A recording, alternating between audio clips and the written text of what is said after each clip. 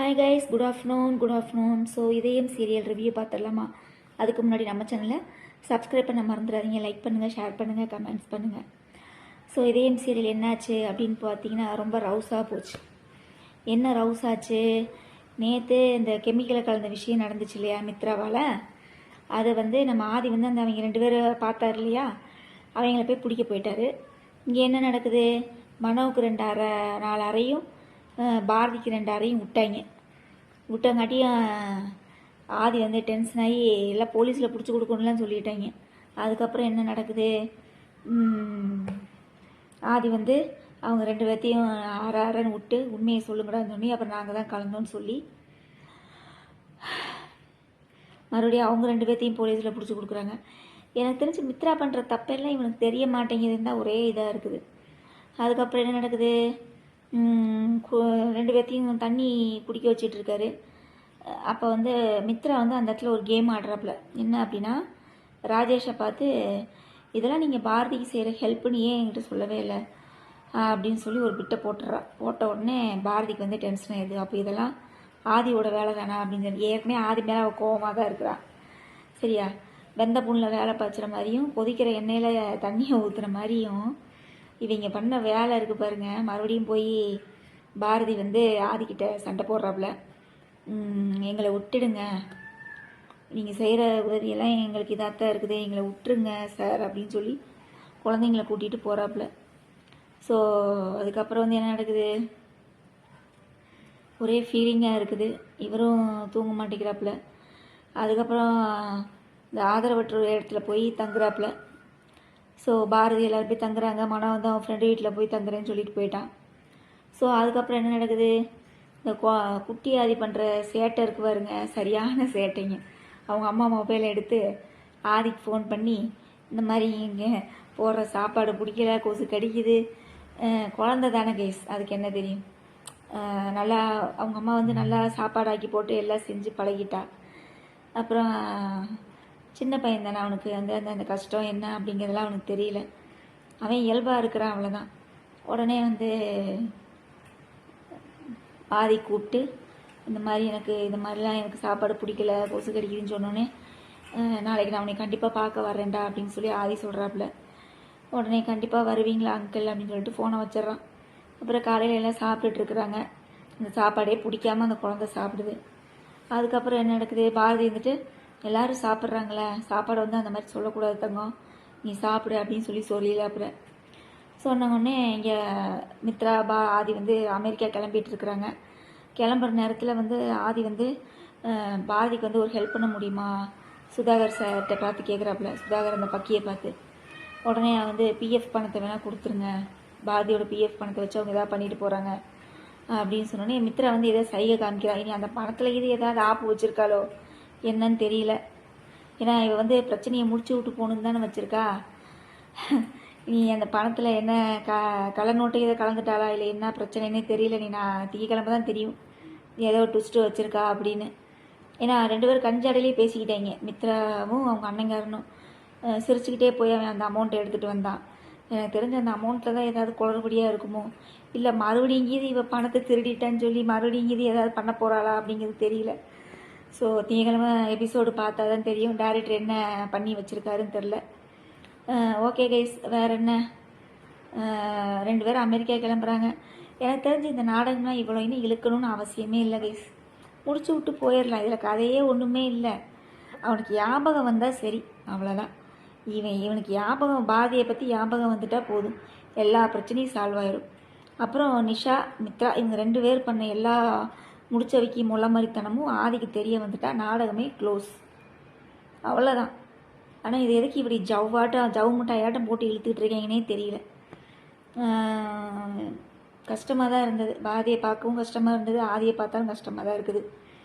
பார்க்கலாம், சாமி இதில் தான் துணியை கட்டியிருக்காருல்ல ஆதி. 2 பேர்த்தையும் கடவுள் சேர்த்து வைப்பாரா இல்லையா டேரக்டர் சேர்த்து வைப்பாரா என்னன்னு தெரியல. வெயிட் பண்ணி பார்க்கலாம். சரியா? அதுக்கப்புறம் என்ன நடக்குது? வேறு என்ன? அவ்வளோதான். ரிவ்யூ பண்ணுறதுல இதில் ஒன்றுமே இல்லை கைஸ், வேறு ஒன்றுமே இல்லை.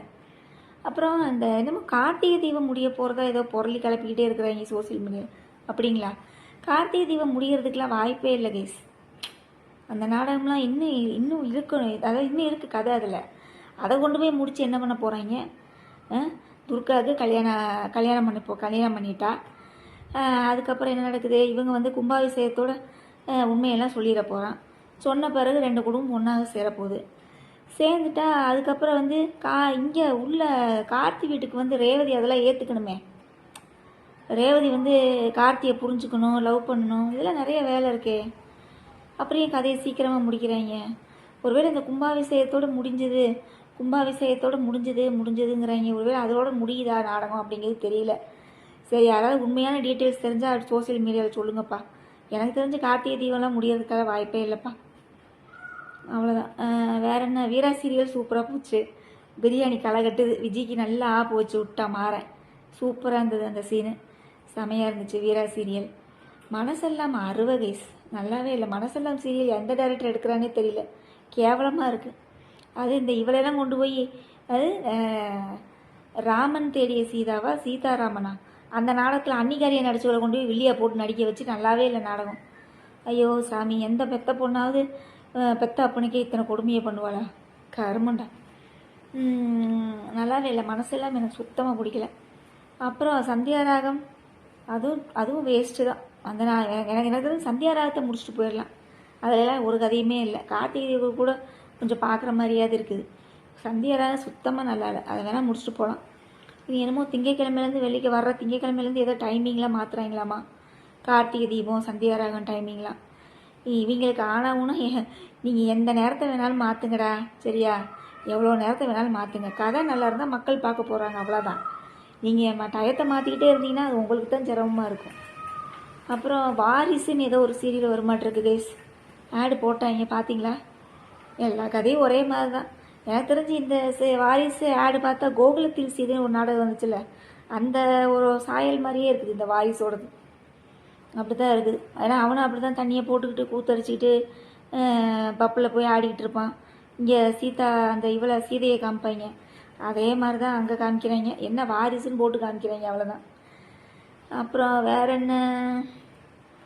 என்ன பேசலாம்? அந்த ஜீ தமிழோட இந்த லோகோவோ ஏதோ ஒன்று மாற்றிருக்காங்க இல்லையா? அது உங்களுக்குலாம் பிடிச்சிருக்கா கைஸ்? எனக்கு பிடிக்கலப்பா. இருந்த லோகோ தான் சூப்பராக இருந்தது. நல்லா பளிச்சுன்னு ஜீ தமிழ்னு தெரிஞ்சது. இது வந்து வெள்ளை கலரில் ஏதோ கோடாட் இருக்குது. ஸ்க்ரீனில் ஒவ்வொரு நேரம் தெரிய மாட்டேங்குது. இல்லைன்னா அந்த ஜெட்டை வந்து வேறு கலரில் மாற்றியும் தமிழ் அப்படின்ற லெட்டரை வந்து வேறு கலரில் மாற்றிருந்தாங்கன்னா நல்லா இருந்திருக்கும். ஓகேவா? வேறு அவ்வளோதான் கைஸ். வேறு எதை பற்றி பேசலான்ட்டு இருந்தேன். வேறு எதுவுமே இல்லை, அவ்வளோதான். இதயம் சீரியல் திங்கக்கிழமை என்ன நடக்க போகுதுன்னு தெரியல. வெயிட் பண்ணி பார்க்கலாம். டைரக்டர் சார் உங்களை கெஞ்சி கேட்டுக்கிறோம், சரியா? தயவு செஞ்சு ஏர்போர்ட்டில் ஏரோப்ளேனில் காலை வைக்கும் போதாவது அவனுக்கு ஞாபகம் வர மாதிரி ஒரு சீரை வைங்கப்பா. முடியல எங்கனால, சரியா? எப்போ பார்த்தாலும் இவன் வந்து குழந்தைங்க மூலியமாகவே பாரதியை நெருங்க பார்க்குறாப்புல. கான்செப்டில் இதில் என்ன நடந்தது? தமிழை வச்சே இவன் ஜனனியை கையை பிடிச்சான். இப்போ வந்து குட்டியாதியை வச்சே இவங்க 2 பேரும் இது பண்ணுறாங்க. அதனால் குட்டியாதியை வச்சு தான் 2 பேரும் சேரணும்னு அது எதுவும் விதி இருக்குதாம்ல, ஜோசியக்காரன் கூட சொன்னால, அந்த மாதிரி தான் இருக்குது. அதுக்கப்புறம் இதை ஒன்று சொல்லணும்னு நினச்சேங்க, மறந்தே போயிட்டேன். இந்த வள்ளியின் வேலைன்னு ஒரு சீரியல் ஓடிட்டு இருந்துச்சு இல்லையா? அந்த சீரியல் வந்து வர்றதுக்கு முன்னாடி இந்த நினைத்தாலே இனிக்குன்னு ஒரு 10 மணிக்கு ஒரு போன ஒரு நாடகம் போடுறான் பார்த்தீங்களா? பொம்மியா?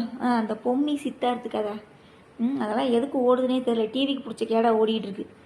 அந்த சீரியலில் 1000வது எபிசோடு கொண்டாடினாங்க. நல்லா ஞாபகம் வச்சுக்கோங்க. அப்போ வள்ளியின் வேலன் வந்து இன்ட்ரடக்ஷன் பண்ணுறாங்க.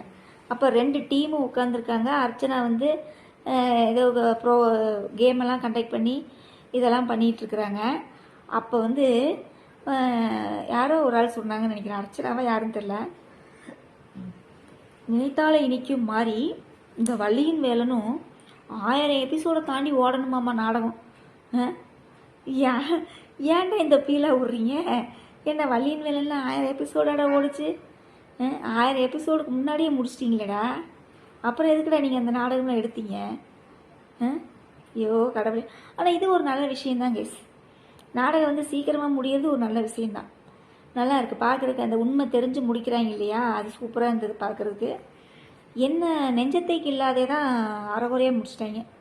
அவர் ஏதோ ஜெயாக்கஸ்க்கு வந்து ஏதோ கால் ஏதோ பிரச்சனை அப்படின்னு சொல்லிட்டு அந்த நாடகத்தையே ஸ்டாப் பண்ணிட்டாங்க. மறுபடியும் அந்த சீரியல் கொண்டு வந்தால் நிறைய பேர் பார்ப்பாங்க. பார்க்கலாம், நீ என்ன நடக்க போகுதுன்னு தெரியல, வெயிட் பண்ணி பார்ப்போம். வேறு என்ன கைஸ், உங்களோட நிறைய குறைகளை கமெண்ட்ஸில் சொல்லுங்கள். திங்கக்கிழமை ரிவ்யூவில் பார்த்துடலாமா? பாய்.